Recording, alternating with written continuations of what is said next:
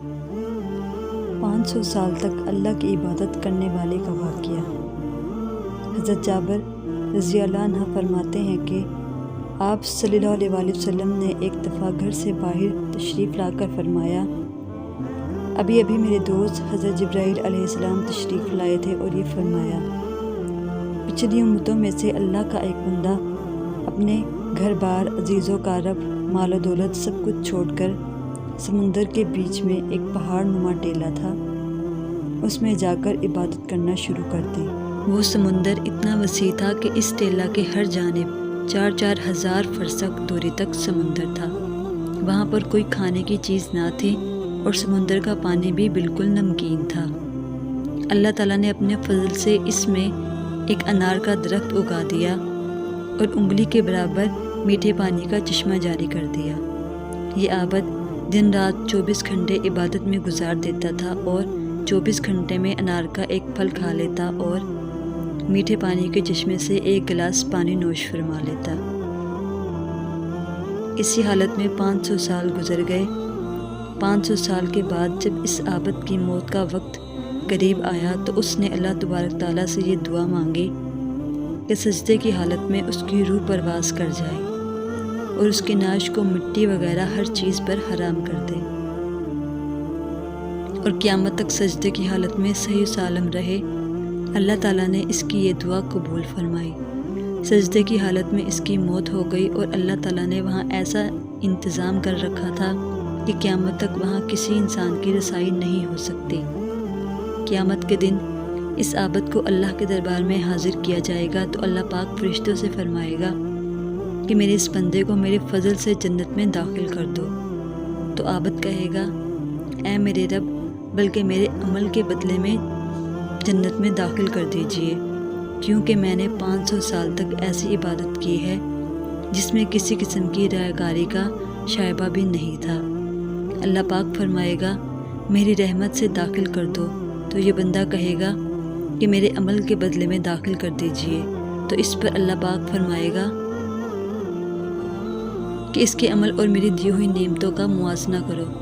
موازنہ کر کے دیکھا جائے گا کہ اللہ تعالیٰ نے اس کو جو بینائی عطا فرمائی، صرف بینائی کی نعمت اس کے 500 سال کی عبادت کا احاطہ کر لے گی۔ اس کے بعد پورے جسم میں کان کی نعمت، زبان کی نعمت، ہاتھ کی نعمت، ناک کی نعمت، پیر کی نعمت، دل و دماغ کی نعمت، ان سب کا بدلہ باقی رہ جائے گا۔ پھر ان کے بعد اللہ نے جو 500 سال تک میٹھا پانی پلایا اور انار کا پھل کھلایا، ان تمام کا بدل باقی رہ جائے گا۔ تو اللہ پاک فرمائے گا، اس کی 500 سال کی عبادت تو صرف ایک نعمت کے بدلے میں ختم ہو گئی، ہماری باقی نعمتوں کا بدل کہاں ہے؟ لہٰذا اس کو جنت میں جہنم میں داخل کر دو۔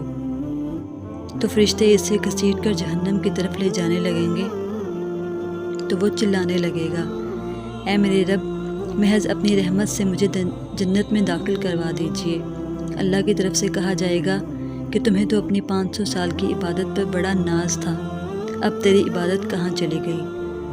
اور خطرناک سمندر کے بیچ میں نے تجھے انار کے پھل کھلائے اور 500 سال تک مسلسل میٹھا پانی پلایا، میری ان نعمتوں کے بدلے میں تم کیا لائے ہو؟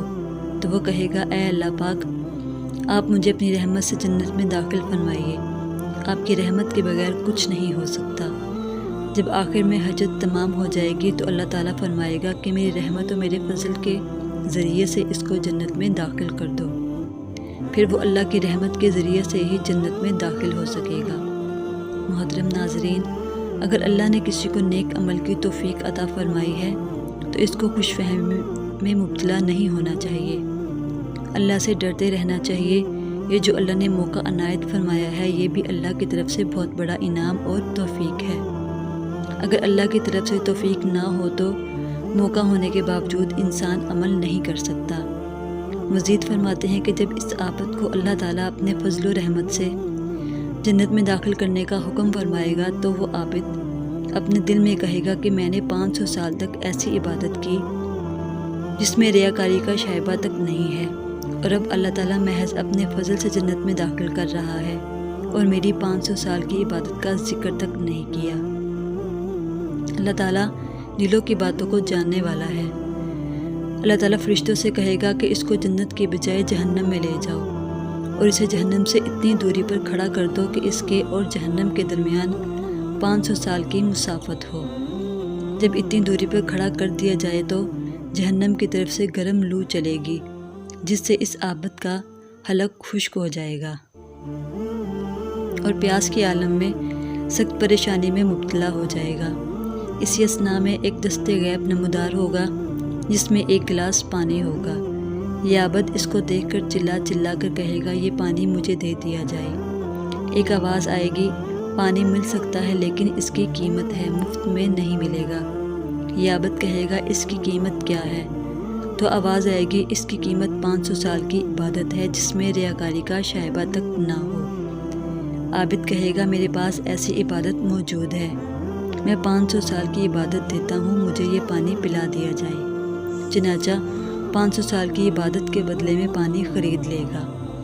اس کے بعد پھر اللہ تعالیٰ کہے گا کہ اس کو پھر میرے پاس لاؤ۔ چنانچہ اسے اللہ تعالیٰ کے دربار میں حاضر کیا جائے گا۔ اللہ پاک فرمائے گا تجھے تو اپنی 500 سال کی عبادت پر بڑا ناز تھا اور 500 سال کی عبادت کی قیمت ایک گلاس پانی تم نے خود تجویز کی ہے، اور ہم نے جو 500 سال تک تمہیں انار کا پھل کھلایا اور میٹھا پانی پلایا اس کے بدلے میں کیا لائے ہو؟ تو وہ عابد اللہ کے دربار میں سربہ سجود ہو جائے گا اور کہے گا کہ اے اللہ اب بات سمجھ میں آ گئی ہے کہ تیری رحمت اور فضل کے بغیر کچھ نہیں ہو سکتا۔ چنانچہ اللہ تعالیٰ اسے اپنے رحمت و فضل سے جنت میں داخل فرما دے گا۔ یہاں کسی کو یہ شبہ ہو سکتا ہے کہ جب اللہ کے فضل سے ہی سب کچھ ہوتا ہے تو پھر عمل کی کیا ضرورت ہے؟ اس کا جواب جناب رسول اللہ صلی اللہ علیہ وسلم نے حدیث پاک میں خود ارشاد فرمایا ہے۔ آپ صلی اللہ علیہ وسلم نے ارشاد فرمایا تم میں سے کسی کا عمل اس کو نجات نہیں دے سکتا۔ تو ایک صحابی نے سوال کیا کہ یا رسول اللہ صلی اللہ علیہ وسلم کیا آپ کا عمل بھی آپ کے لیے باعث نجات نہ ہوگا؟ تو آپ صلی اللہ علیہ وسلم نے ارشاد فرمایا کہ میرا عمل بھی مجھے نجات نہیں دے سکتا، لیکن اللہ پاک نے اپنے فضل و کرم سے مجھے اپنی رحمت سے ڈھانپ رکھا ہے کہ جو کچھ بھی اللہ تعالیٰ نے میرے ساتھ نجات اور تقرب کا معاملہ کیا ہے وہ سب کا سب اپنے فضل و رحمت کے ذریعے سے کیا ہے۔ اس لیے کسی کو اپنے نیک اعمال پر گھمنڈ اور خوش فہمی نہیں ہونی چاہیے، بلکہ جو کچھ بھی نیک عمل ہو رہا ہے وہ بھی بہت کم ہے، اس لیے اللہ سے ڈرتے رہنا چاہیے اور نیک عمل کرتے رہنا چاہیے اور اللہ کے فضل و رحمت کی امید رکھنی چاہیے۔ اب یہاں یہ بھی سوال پیدا ہوتا ہے کہ کیسے معلوم ہوگا کہ اللہ کا فضل کس کے ساتھ ہے؟ تو اس کا جواب یہ ہے کہ جو شخص نیک عمل کیے بغیر بے چین رہتا ہے اور اسی میں اس کو سکون ملتا ہے تو یہ بات اس کی علامت ہے کہ اللہ کا فضل اس کے ساتھ شامل حال ہے۔ اور جو شخص برائی میں مبتلا رہتا ہے اور اسی میں اس کا جی لگتا ہے اور عمل صالح سے فرار اختیار کرتا ہے، نیک عمل کی توفیق نہیں ہوتی، یہ اس بات کی علامت ہے کہ ابھی اللہ کا فضل اس کے ساتھ شامل حال نہیں ہے۔ اس لیے جناب رسول اللہ صلی اللہ علیہ وسلم کی ہدایت کے مطابق نیک عمل میں کبھی پیچھے نہیں رہنا چاہیے، بلکہ نیکی کرتے رہو اور اللہ کا قرب حاصل کرتے رہو۔ آخر میں دعا ہے کہ اللہ پاک ہم سب کے لیے آسانیاں عطا فرمائے اور ہم سب کو ایک دوسرے کے کام آنے والا بنائے۔